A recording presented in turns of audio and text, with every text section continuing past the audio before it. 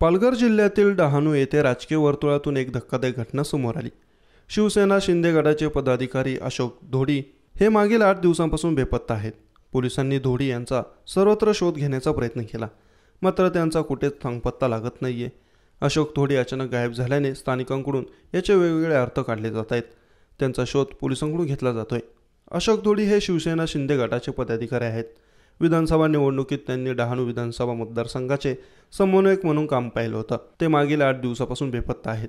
धोडी यांचा अपहरण झाल्याचा संशय कुटुंबियांना आहे। 20 जानेवारी रोजी अशोक धोडी यांनी आपल्या पत्नीला फोन करून डहाणूहून घरी येत असल्याचं सांगितलं होतं। यानंतर त्यांचा अचानक फोन बंद झाला। यानंतर धोडी कोणाच्या संपर्कात नाहीये, ते कारसह बेपत्ता झाले आहेत। धोडी अशा प्रकारे अचानक गायब झाल्यानंतर त्याच्या कुटुंबियांनी पोलीस ठाण्यात तक्रार दिली, मात्र पोलिसांकडून योग्य प्रकारे तपास केला जात नसल्याचा आरोप धोडी यांच्या कुटुंबियांनी केला।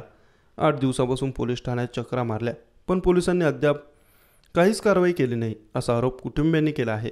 शिवाय अशोक धोडी यांचं अपहरण करून त्यांना गुजरातमध्ये नेल्याचा संशय धोडी कुटुंबाकडून व्यक्त केला जातोय। पोलिसांनी धोडी यांचा शोध घेण्याचा प्रयत्न केला असता धोडी यांच्या गाडीच्या काचा वेवजी डोंगरी जवळ आढळल्याची माहिती समोर आली। त्यामुळे यांचे विविध अर्थ काढले जात आहेत।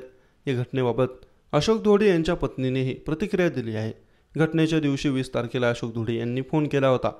मी घरी येत आहे असं फोनवरून त्यांनी सांगितलं होतं, मात्र त्यानंतर फोन आलाच नाही। आता त्यांचा फोन बंद लागतोय। माझ्या नवऱ्याचं अपहरण झाले अशी मला खात्री आहे।